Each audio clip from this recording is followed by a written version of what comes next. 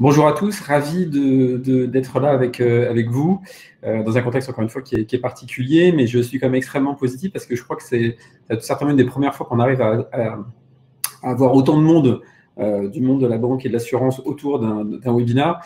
Donc rien que ça, c'est quelque chose de très positif dans le contexte actuel et je m'en réjouis. Donc j'espère que je pourrai vous aider justement à apporter quelques réponses à vos questions, puisque aujourd'hui, effectivement, la communication, les campagnes digitales et même offline sont généralement les premières choses en fait que l'on coupe. Et ce qui est intéressant, c'est de savoir est-ce qu'on doit réellement en fait les couper, et si on ne coupe pas, qu'est-ce que l'on doit faire.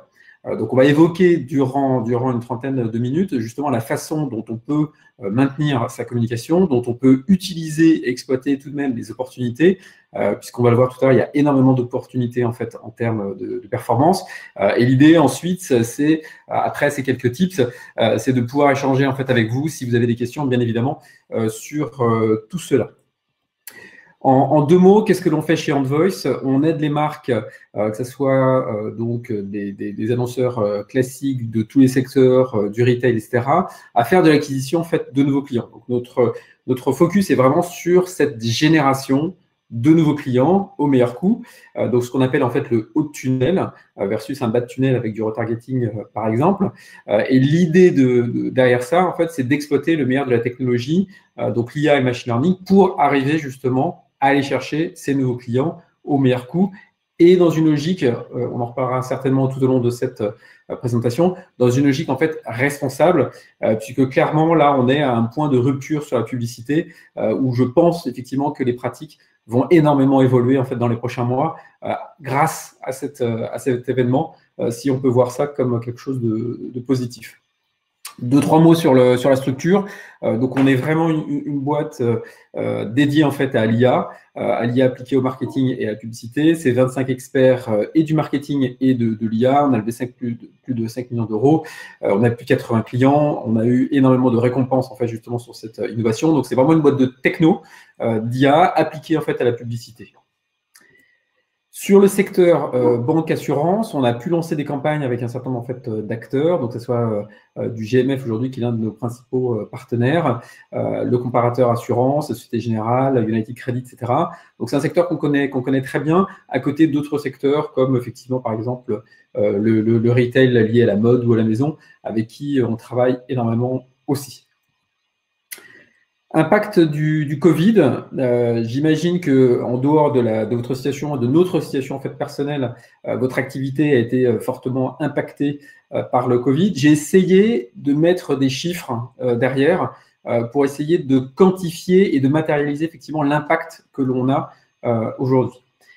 Il y a tout d'abord en fait une explosion de la consommation des médias, ce n'est pas une surprise, puisque nous sommes confinés. Qu'est-ce que l'on fait? On passe beaucoup plus de temps effectivement devant la télé, plus 45% de la consommation selon Kantar, devant le web, plus 40%, et aussi devant les réseaux sociaux, plus 32%. Donc l'intérêt du digital, c'est d'une part de pouvoir s'informer, de pouvoir se renseigner aussi, effectivement. On a beaucoup parlé d'horaires, d'ouverture, etc. C'est une façon très qualitative en fait, de se renseigner. Mais aussi, on peut s'amuser et surtout rester en contact avec ses proches. Donc, c'est sûr que le digital est plus que jamais en fait, un média clé par rapport en fait, aux autres dans ce contexte-là. Néanmoins, ce que l'on constate, toujours dans une étude Kantar récente, c'est qu'il y a en fait une problématique liée à la confiance. Il y a beaucoup d'informations, des informations qui sont quelquefois contradictoires. Il y a beaucoup d'activistes, je pense que vous le constatez tous, sur notamment les réseaux sociaux. Et lorsqu'on regarde en fait les scores de confiance en France, on s'aperçoit effectivement que les médias traditionnels ont un score assez élevé, 52%, au-dessus des sites gouvernementaux, mais que les réseaux sociaux sont en chute libre. Et ça, c'est simplement la matérialisation en fait, de ce que l'on sent depuis plusieurs semaines, plusieurs mois, qui est une énorme défiance vis-à-vis des réseaux sociaux. Pourquoi? Parce que les réseaux sociaux, c'est une sorte de Far West avec toutes les opportunités et en même temps tous les activistes que l'on peut trouver avec donc beaucoup de notions effectivement de fake news ou de controverses. Et ça se matérialise vraiment justement dans une situation actuelle comme on peut le vivre à travers cette étude. Alors, l'impact aussi, il est clairement différent selon les secteurs. Il y a un boom, hein, pas de miracle, sur les transactions liées à l'alimentaire. Selon une étude en fait Content Square de mars, ça serait intéressant d'avoir votre feedback. Il y a a priori aussi une consommation beaucoup plus importante en fait des sites liés à la banque et à l'assurance, donc ce que vous devez constater vous-même. Et à contrario, effectivement, le travel et la mode, c'est beaucoup plus compliqué en fait pour eux parce que c'est fermé et parce que ce ne sont pas non plus effectivement les sujets qui nous intéressent le plus en ce moment, clairement. Sur les investissements, en gros, selon les professionnels en fait, du digital notamment, c'est à peu près moins 40% des investissements sur mars et ça devrait aller jusqu'à moins 80% en avril. Donc derrière ce chiffre, ça veut dire quoi? Ça veut dire effectivement deux choses, qu'il y a énormément de marques qui ont coupé leurs investissements complètement, on va y revenir après. Et ensuite, ce que ça veut dire aussi, c'est qu'il y a beaucoup moins de concurrence sur les espaces publicitaires et que ça offre énormément d'opportunités à ceux qui ont maintenu une présence en ligne. Alors, je suis permis en fait de synthétiser quelques recommandations que l'on pourrait donner à un acteur qui souhaite aujourd'hui communiquer ou qui se pose la question est-ce que je dois le faire. Donc c'est une synthèse de ce que j'ai pu trouver dans différentes études, dans ce que nous constatons aussi à travers en fait nos clients et que je me permets de partager en fait avec vous, en commençant bien évidemment par une partie des tips sur ce qu'il faut éviter. Bon, pas de miracle non plus, hein. Selon l'étude Kantar, on a 68% des internautes qui considèrent qu'une marque ne peut pas exploiter le Covid comme un argument commercial. Donc même si effectivement il peut y avoir derrière un plus produit dans votre offre, ce n'est absolument pas à exploiter, bien évidemment, en ce moment. Un deuxième point, c'est la gestion en fait, de la pression marketing. Comme il y a beaucoup plus d'opportunités publicitaires, beaucoup plus de formats disponibles, on s'aperçoit qu'il y a aussi beaucoup plus de répétitions pour les acteurs qui sont présents. Je vous ai mis deux exemples que j'ai vécu il y a encore peu de temps. Voilà, lorsque je vais en fait sur un site, je suis retargeté notamment 20 fois, 30 fois, 50 fois. Donc ça, il faut absolument faire en sorte, avec votre partenaire, de limiter un nombre correct, certainement à 3 ou 5 contacts par client, pour éviter effectivement que l'internaute se retrouve agressé. Si je prends une image, c'est un petit peu comme si on vous mettait tous les jours 10 formulaires, 10 prospectus dans votre boîte aux lettres. Ça serait inimaginable de le faire en fait en offline. Pourtant, c'est ce qui existe, notamment en ce moment, avec les espaces disponibles sur la partie retargeting. Donc ça, c'est vraiment quelque chose en fait à surveiller de très très près. Et l'autre point, qui est la question existentielle, c'est est-ce que je dois stopper? Il y a effectivement de plus en plus des gens qui s'opposent, notamment avec les dernières manifestations qu'on a pu vivre sur les 18 derniers mois, à la publicité.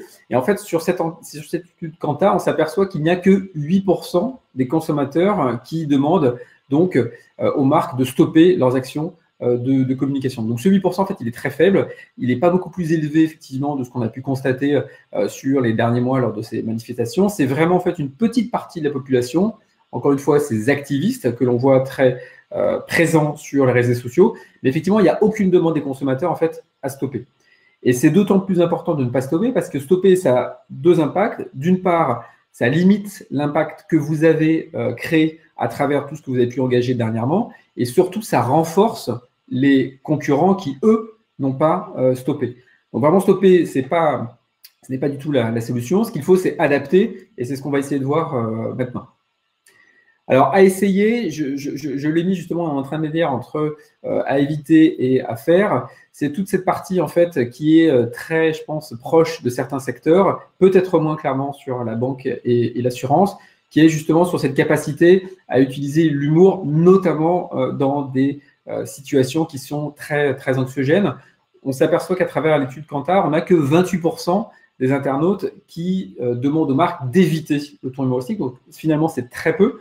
Donc Zara l'a fait, Guinness que vous voyez là, on a l'impression que c'est une bière, en fait c'est un canapé. Plusieurs marques en fait l'ont fait, mais c'est évidemment très, très touchy. Voilà, donc je le mettrai effectivement, surtout pour un secteur comme la banque et l'assurance, comme quelque chose à tester avec modération ou peut-être même à éviter. que je vous propose, c'est de voir les recommandations sur ce qui nous pense intéressant en fait de faire dans ce contexte et toujours basé sur des études que j'ai pu trouver. Ce qui est intéressant, c'est de voir ce que les consommateurs demandent en fait aux marques, ce que les consommateurs souhaiteraient comme comportement en fait des annonceurs. Et la première chose qui revient, c'est la notion d'utilité. Comment aujourd'hui un annonceur, une marque, une banque, une assurance peut montrer son utilité aux gens qui sont confinés dans leur vie du quotidien. Alors, typiquement, je suis allé sur un certain nombre de sites du secteur et en fait, on s'aperçoit qu'il y a énormément de services qui ont été lancés récemment ou moins récemment, mais qui seraient très utiles en fait à promouvoir, comme par exemple celui de la Banque Postale sur le partenariat en fait avec Maxicourt qui permet aux parents de profiter d'un tarif très préférentiel pour justement aider leurs enfants à continuer à travailler durant cette période de confinement. Donc ça, c'est typiquement un très bon exemple de choses en fait à promouvoir. Le deuxième élément pour 62%, c'est de montrer les efforts. Comment un annonceur agit lui-même dans cette phase. Et donc, typiquement, j'ai pris l'exemple, par exemple, de la Maïf, toujours ce que j'ai trouvé en fait sur le site de la Maïf.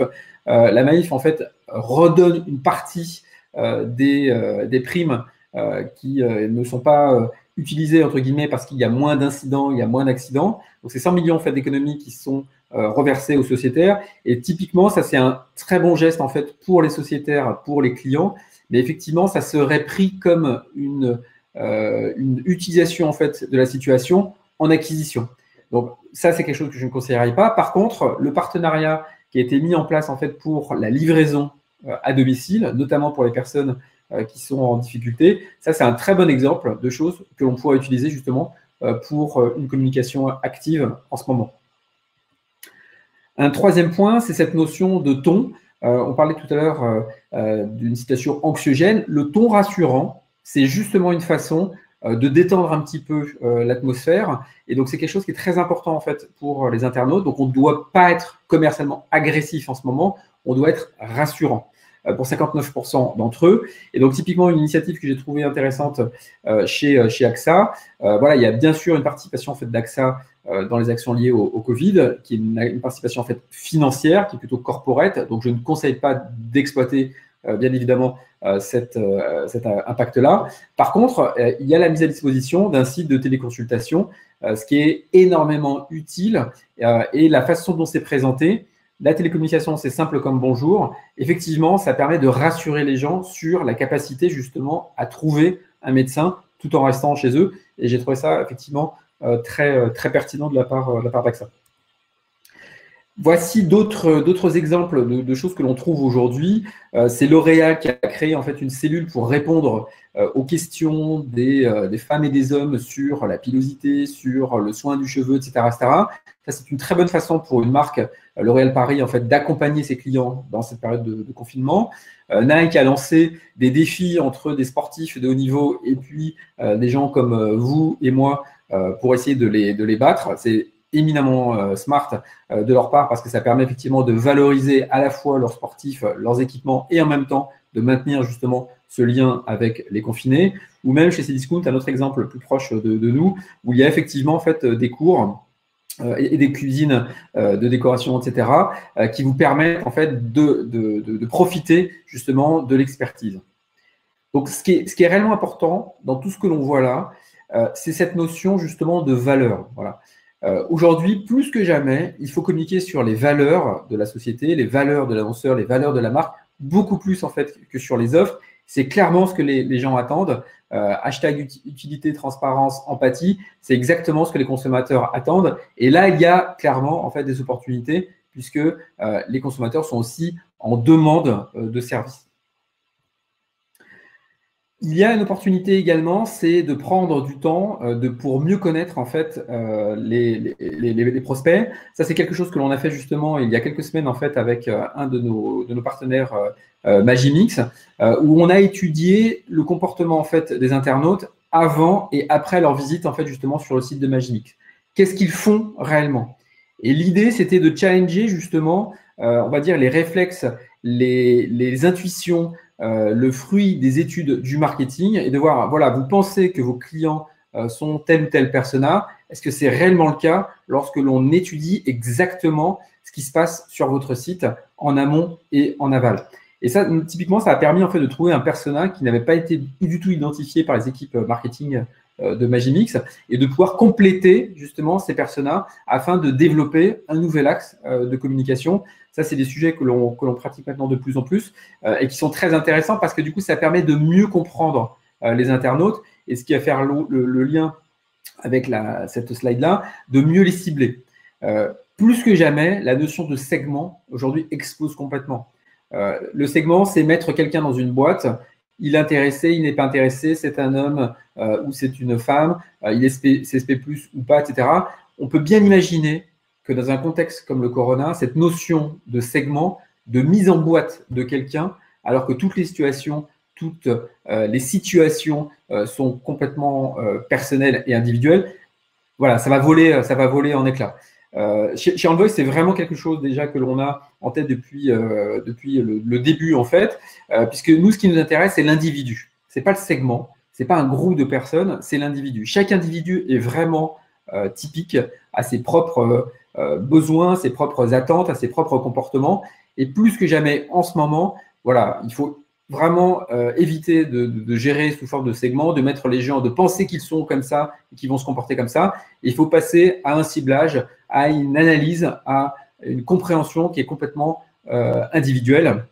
Et ça aujourd'hui, il y a beaucoup de technologies chez nous, mais il y en a d'autres, bien sûr, sur le marché, qui permettent en fait d'arriver à ça. Et ça, c'est un point qui me semble fondamental, c'est de cibler la bonne personne, véritablement, surtout dans un contexte aussi complexe que celui que nous avons connu. Que nous connaissons encore d'ailleurs. L'intérêt aussi, c'est de continuer à communiquer. Comme je vous le disais tout à l'heure, il y a beaucoup plus d'opportunités publicitaires. Ça veut dire quoi? Ça veut dire qu'effectivement, il y a une surconsommation du web, il y a de plus en plus de pages avec des publicités qui sont vues et il y a moins en moins de campagnes. Donc, ça veut dire qu'il y a de plus en plus d'opportunités publicitaires qui permettent justement d'affiner le ciblage, d'être plus précis, d'acheter moins cher. Et je vais vous montrer en fait quelques chiffres des campagnes que l'on a en ce moment, de voir qu'il y a une énorme évolution entre la situation il y a 2 mois, 3 mois et la situation actuelle. Et il y a une vraie opportunité pour ceux qui ont la capacité justement à y aller en ce moment. Ça, c'est une moyenne, c'est la moyenne en fait globale que l'on a avant Covid sur banque, finance, assurance. Grosso modo, aujourd'hui, lorsqu'on crée en fait des campagnes pour les acteurs de ces 3 secteurs, on va avoir des campagnes qui sont quasiment à 100% des campagnes avec des nouveaux utilisateurs. Donc, ce qui nous intéresse, c'est d'aller chercher des nouveaux utilisateurs, des gens qui ne sont pas encore venus justement sur le site de l'annonceur. Le coût à la visite qualifiée, c'est hyper important pour nous. Ce sont les gens qui vont rester plus de 2 pages. Donc là, ça va permettre de sortir toutes les personnes qui ont cliqué maladroitement et qui n'arrivent pas sur le site, ou alors qui arrivent et qui repartent, et donc d'enlever ce qu'on appelle le taux de départ, le taux d'arrivée, pardon, et le taux de rebond. Et donc là, nous, on va se concentrer justement avec nos partenaires sur ce trafic, cette audience qualifiée, c'est-à-dire des gens qui vont rester. Et ça, c'est typiquement le coût de la visite qualifiée en moyenne, encore une fois, que l'on a sur ce secteur.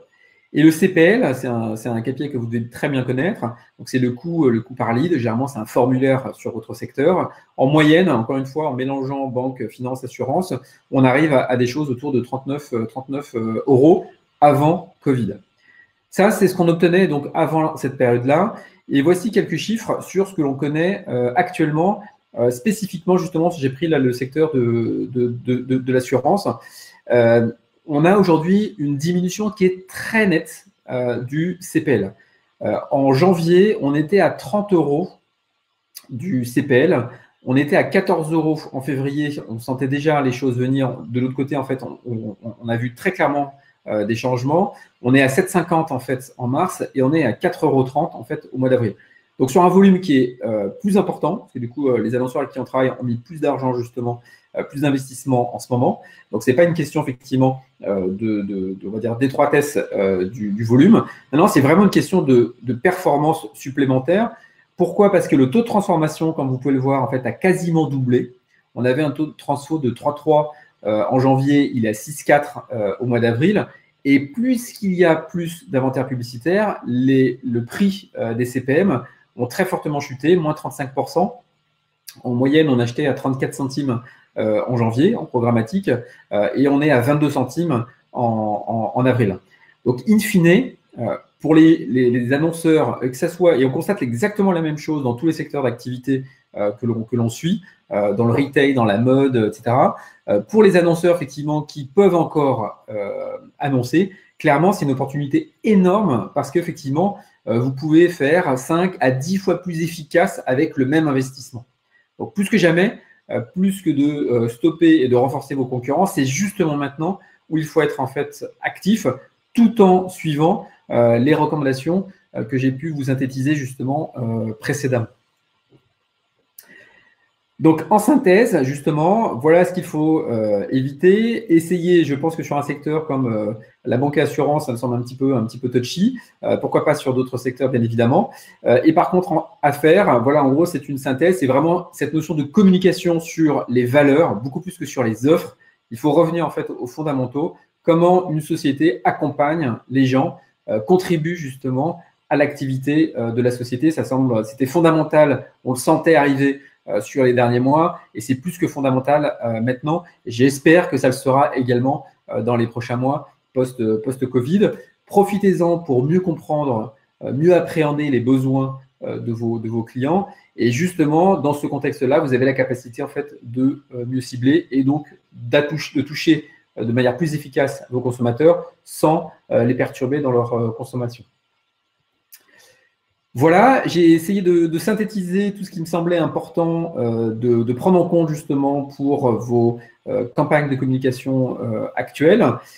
S'il y a des questions, avec plaisir pour y répondre. Super, merci beaucoup Alban. Moi, j'étais assez impressionné quand même de cette variation de performance publicitaire. Enfin, passer d'un coût par litre de plus de 30 € à 4 €, c'est quand même. Enfin, je pense que. On n'a jamais vu ça. Honnêtement, il peut y avoir des variations. On n'a jamais vu ça. Et c'est vraiment ce qu'on constate sur tous les secteurs. Donc, c'est pas propre en fait à la banque, à l'assurance. On gère plusieurs dizaines de campagnes aujourd'hui. Et honnêtement, c'est assez impressionnant. Je suis assez d'accord avec toi. Voilà, c'est un contexte qui est très particulier. Donc, effectivement, c'est une opportunité, clairement. Exactement, c'est complètement une opportunité. Alors, écoute, Alban, j'ai deux petites questions. J'ai une question de Mégane, donc qui est chef de projet acquisition. Donc, je pense que ta réponse va beaucoup l'intéresser.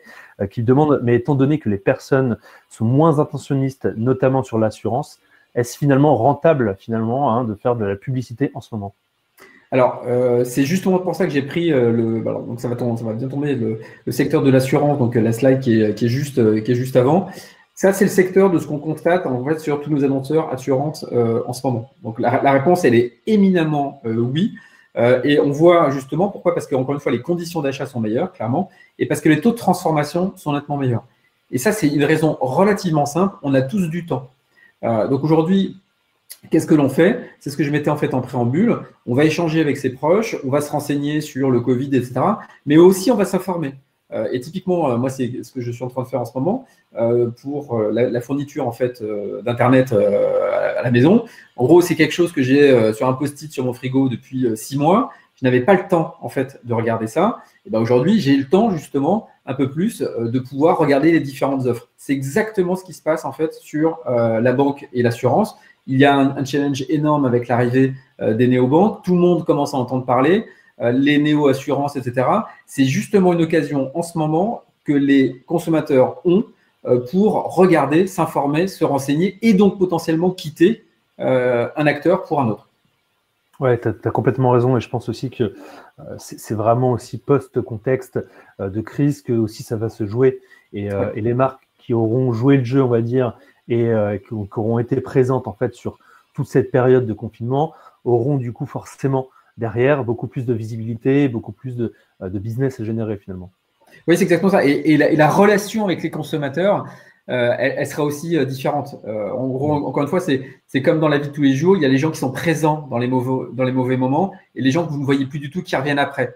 Et ben, les gens qui sont présents, vous avez une relation différente avec eux. Et c'est exactement la même chose dans la relation entre une marque et un consommateur. Tout à fait. Et donc, moi, j'avais une question plutôt vraiment technologique, on va dire. Justement, face à tous ces changements de comportement, de consommation sur Internet, comment est-ce que vous, concrètement, technologiquement, votre solution fonctionne et s'adapte justement, tu vois, à tous ces changements, de toutes ces pratiques qui sont assez nouvelles. Comment est-ce que vous, concrètement, technologiquement, ça fonctionne? Alors, je pense que notamment cette baisse, par exemple, cette baisse en fait du CPL là, que l'on peut constater, elle est clairement due à la techno que l'on utilise aujourd'hui. C'est-à-dire qu'effectivement, si on était dans une approche de segment, je suis persuadé qu'on ne l'aurait pas du tout. Parce qu'en fait, effectivement, on viserait toujours les mêmes personnes, des personnes qui ont été identifiées comme potentiellement intentionnistes il y a 1 mois, il y a 2 mois, il y a 6 mois, et on n'aurait pas du tout ça. En fait, aujourd'hui, ce que l'on fait, donc nous, on est vraiment une boîte d'IA. Hein. À la base, en fait, on ne faisait pas la publicité, on est une boîte d'IA. Donc, en fait, on a développé des algos qui vont permettre d'identifier justement un score d'appétence entre un consommateur et une marque, entre un consommateur et un produit, entre un consommateur et une catégorie en fait de produits, en fonction de son comportement individuel. Donc, on suit aujourd'hui à peu près 40 millions de personnes tous les mois en France. On va analyser avec leur consentement, bien évidemment, leur parcours, et on va créer en fait ce qu'on appelle un voisinage, donc qui va permettre en fait de voir ce qu'une personne est en train de faire, est en train de préparer, et ce qui pourrait en fait l'intéresser. Ce qui veut dire qu'en gros, aujourd'hui, on brasse à peu près 15 milliards de ce qu'on appelle des signaux faibles. Donc, ce n'est pas une requête, hein, c'est vraiment une visite sur un post de blog, c'est une visite sur un article précis, etc. On va prendre en fait de manière très spécifique toutes ces consommations. Donc, ce n'est pas juste un site, hein, c'est vraiment un article, un contenu. On gère à peu près 15 milliards en fait, d'actions de ce type-là, et on va créer en fait pour des gens et le faire évoluer de manière automatique tous les jours, justement des scores d'intention. Et ce qui va permettre en fait d'avoir quelque chose qui s'adapte très très vite. Et donc typiquement, lorsque je vois cette baisse, nous on était hyper surpris en fait de cette baisse de CPL. C'est parce qu'en fait les algorithmes ont tout de suite changé la façon dont ils ciblaient en fait les consommateurs pour identifier des gens qui étaient encore plus intéressants, encore plus appétants. Et donc cette technologie en fait qui est bouclée avec du machine learning, donc en gros qui permet un apprentissage automatique en permanence, ça permet justement de s'adapter beaucoup plus vite qu'une stratégie entre guillemets classique de segment. Aujourd'hui, les gens ne sont plus du tout dans des segments. Aujourd'hui, chaque personne est spécifique à ses propres problèmes, à ses propres situations de confinement. Et effectivement, ce ciblage individuel, c'est clé et on le voit typiquement dans les résultats qu'on a obtenus. Encore une fois, ça a été très rapide parce que les algos individuels en fait ont permis de le faire.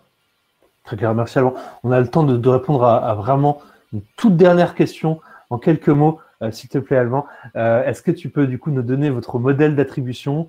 Est-ce que les performances que tu mentionnes, c'est sur du post-click à 30 jours, 15 jours, 7 jours ou bien sur du last click?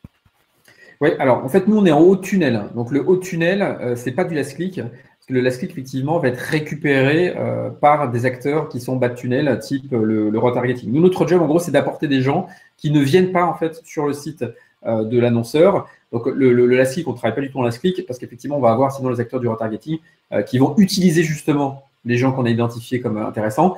Donc, pour être clair, nous, on est en post-click avec, en gros, généralement, on est en post-click 15 à 30 jours en fonction du type de secteur et on a un tout petit post-view qui est de 24-48 heures parce qu'on s'aperçoit effectivement, aujourd'hui, on a mené en fait des analyses qui permettent de voir que sur des durées très courtes, le post-view en fait a un impact, notamment en haut de tunnel